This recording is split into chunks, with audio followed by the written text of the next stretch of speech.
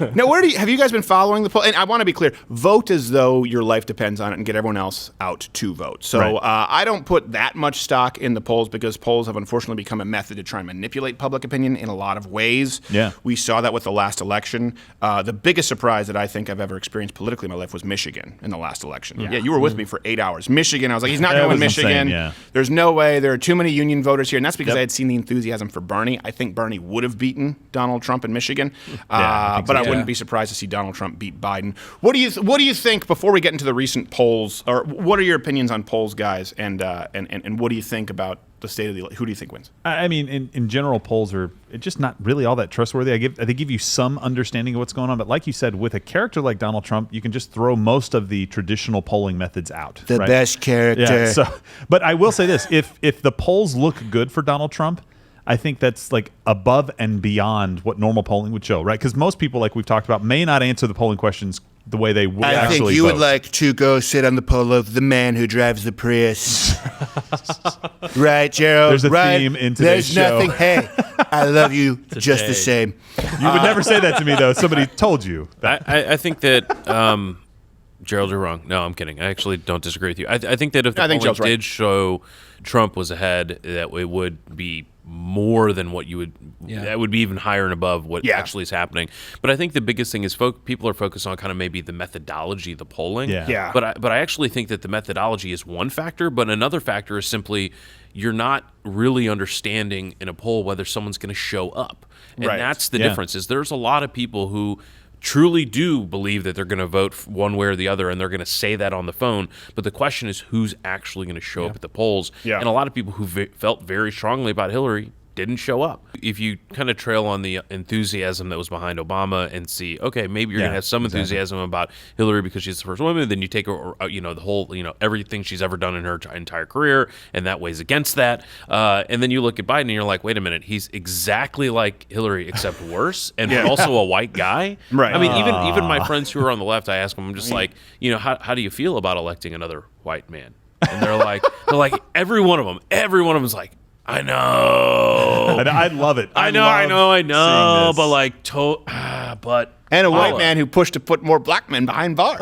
With the VP broad who actually did put more black men behind bars and kept them behind bars when legally they should have been able to leave. Here are some polls. So this is a recent Zogby poll with President Trump's approval rating at an all-time 52%. Wow. Overall. That's pretty good. That's huge for him. And 36% among black voters. Now that's a general approval poll. And keep in mind something too. I've tried to check out at 538, Nate Silver. People remember before the 2016, like, trust Nate Silver, trust Nate Silver, trust Nate. And then you could hear the collective in their depends on the night of election. But I did try to look because he rates these polls. And so he has Rasmussen as a C+. He has Zogby pretty highly rated. I think Emerson. So quite a few of these polls that have the race tightening are highly rated by the people you're supposed to trust according to your bumper sticker. But here's a new one, a new Emerson poll. This came out yesterday, depending when you're watching the show, maybe 2 days ago. Has Donald Trump black voters? So remember we said earlier, we said with the Zogby poll, if he has 36% approval among black voters. But I said if he just gets like half that, right? It's a walk-off. It's a walk-off win. Yeah. Really good. So the new Emerson poll actually has black voters at 19% for Trump. Whoa. And 30-something% for Hispanics, which always confuses me when they say Hispanics versus Latinos. It's like, what are you asking? What's the right term? I know I'm not supposed to say Mexican. Except for actual Mexicans. No, you're not. You are. There's like a little tinge of like racism my wife is so mad at me. Yeah. So the reason does matter, though, as to why the approval rating with black Americans is so high. Well, we talked about this poll a long time ago that it was like 86%. And I think Donald Trump cited it on Laura Ingram's show. I think he cited 82 or 83%. Either way, it's in the 80-something percent range of black Americans support at least the current presence of police or more than they have right now. And then if you look at overall, the change, just like you're seeing with the president right now, the change in approval versus disapproval of Black Lives Matter. In Wisconsin, it dropped 13 points in a month. I think we have this up here from Marquette Law School poll. Yeah, I think that's where it is, right? It went from now it's 48 support, 48% opposed compared to a majority of Americans. Because again, people say, oh, Black Lives Matter. Sure, that sounds nice. Yeah. Don't kick puppies. That sounds nice. Oh, lives matter. Good. But then when they hear people saying, and by the way, do you think that someone who says all lives matter is a Nazi? No. Well, that's what Black Lives Matter believes. Oh, put me down in the second column. Yeah. I'd like to change my vote. Put me on down there for disapprove. Right. Yeah. That's a methodology that really comes down to the questions, and every time again it's that thin layer of knowledge. It's like, well, who wouldn't be in support of Black lives?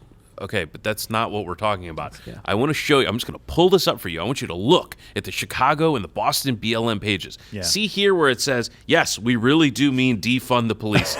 Correct. No policing. Right. You're like, oh, ooh, okay. I guess they do say that. And I was like, are you for that?